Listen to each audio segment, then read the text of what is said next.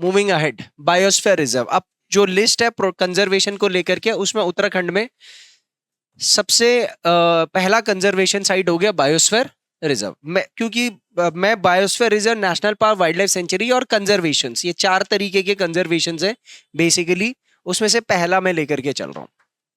So this was established to promote sustainable coexistence of humans and nature. आपको अगर याद होगा तो मैंने जब इंडियन ज्योग्राफी पढ़ाया था तो वहां पर मैंने सारे के सारे बायोस्फीयर रिजर्व्स करवाए थे।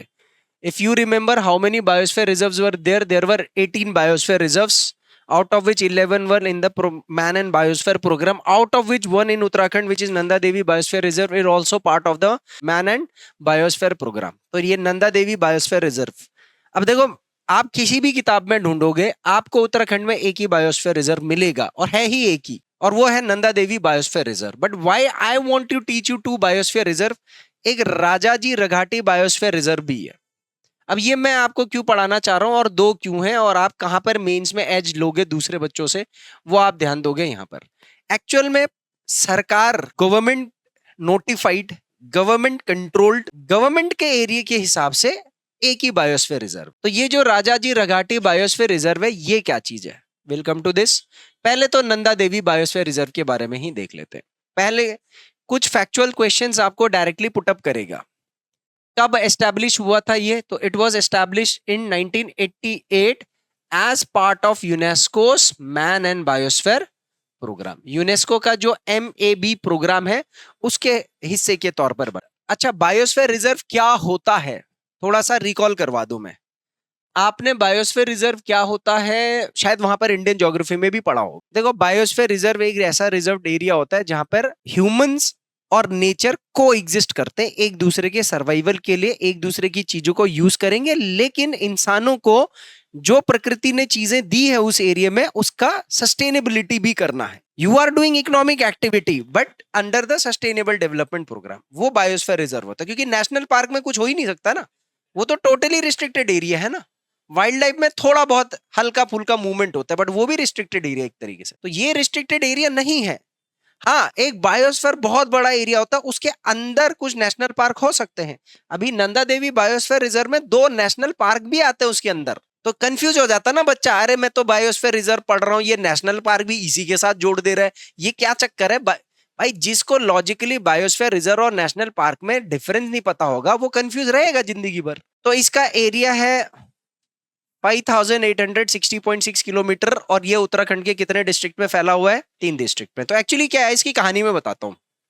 हुआ यूं कि यूनेस्को जो था उसको पर्यावरण की चिंता तो थी ही, तो उसने एक प्रोग्राम चलाया। उसने बोला यार कई ऐसे एरियाज हैं जहां पर इंसानी आबादी तो बढ़ रही है, लेकिन यार अब ऐसा भी नहीं है कि वो इन्वायरमेंट की चीजों का इस्तेमाल ही ना करें, तो कुछ सस्टेनेबल मॉडल लेते हैं, दोनों के दोनों एक दूसरे की सिम्बायोटिक रिलेशनशिप के तहत चलते रहे। तो उन्होंने एक प्रोग्राम लॉन्च करा, man and biosphere program, MAB। और तब इंडिया की तरफ से पहला जो एरिया वहां पर डाला गया था MAB प्रोग्राम में, उनमें से पहला तो नीलगिरीज था और एक था आपका Nanda Devi biosphere reserve, one of the earliest. तो 1988 में ये नेशनल बायोस्फीयर रिजर्व घोषित हो चुका था और उसको MAB प्रोग्राम में डाला था। उत्तराखंड में एक ही बायोस्फीयर रिजर्व है टेक्निकली, और वो भी यूनेस्को का हिस्सा है, और वो भी MAB प्रोग्राम का हिस्सा है। ये याद रखना है आपने। ये सेंट्रल गवर्नमेंट बनाएगी, wild life protection 1972 central government बनाती है, स्टेट भी नहीं बनाती है, सेंट्रल गवर्नमेंट बनाएगी।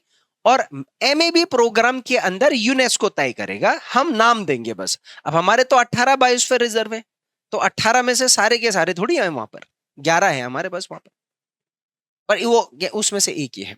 3 डिस्ट्रिक्ट में फैला हुआ है ये। कौन कौन से 3 डिस्ट्रिक्ट में फैला हुआ है, मेरे ख्याल से मैंने आगे मैप डाल रखा है ना, हाँ डाल रखा है, तो कोई दिक्कत नहीं, आगे मैप पे भी देख लेंगे। मेजर एरिया चमोली, उसके बाद थोड़ा सा पिथौरागढ़ और थोड़ा सा बागेश्वर। ठीक है, 3 जिले में है, चमोली, बागेश्वर और पिथौरागढ़। इसका एम क्या है, क्यों आपने इसको बायोस्फीयर रिजर्व बनाया? आपको यहाँ का फ्लोरा भी प्रोटेक्ट करना है, फौना भी प्रोटेक्ट करना है, और उसके साथ साथ ह्यूमन इंटरेक्शन भी कंटिन्यू रखना है। इसके अंदर कितने नेशनल पार्क्स आते हैं? तो लेट अस सपोज मैंने बोला कि ये आपका टोटल बायोस्फीयर रिजर्व है।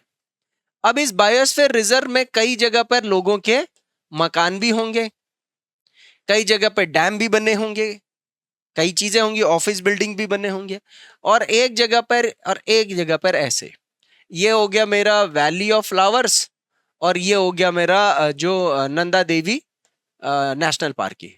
तो ये जो दो एरियाज हैं ये टोटली क्या हो जाएंगे, रिस्ट्रिक्टेड, इसी के अंदर ही है, पर इस जगह पे आप जा नहीं सकते। So there are 2 national park inside this and are part of UNESCO world cultural heritage site. ये यूनेस्को की वर्ल्ड कल्चरल हेरिटेज साइट का भी हिस्सा है। अब एक चीज है, यूनेस्को का एमएबी प्रोग्राम अलग चल रहा है और यूनेस्को का हेरिटेज साइट का प्रोग्राम अलग चलता है।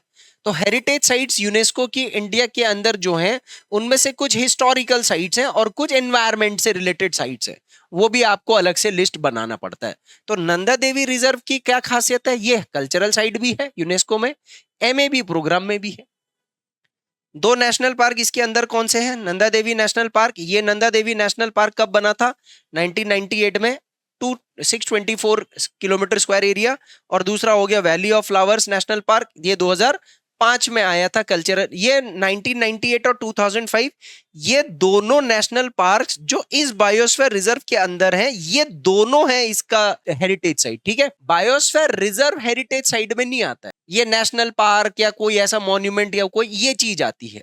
तो कहने का मतलब ये है कि ये आपका हेरिटेज साइट है, ये हेरिटेज साइट है, पर ये पूरा हेरिटेज साइट नहीं है, पर ये पूरा क्या है, एमएबी का हिस्सा है। ये समझ में आया, did you get this difference? और एक क्वेश्चन सिंपल पूछेगा, वो पूछेगा कि भैया नंदा देवी बायोस्फीयर रिजर्व में कौन कौन से नेशनल पार्क आते हैं, तो कौन कौन से नेशनल पार्क आते हैं। जब इन पार्क्स के बारे में पढ़ेंगे तो हम वो अलग से पढ़ेंगे, इन पार्क्स की खासियत कि ये नेशनल पार्क क्यों है, क्या प्रोटेक्शन हो। So this area is famous for snow leopard and musk deer. Musk deer क्या होता है, जिनकी पिक्चर अगले स्लाइड में दे रखी है।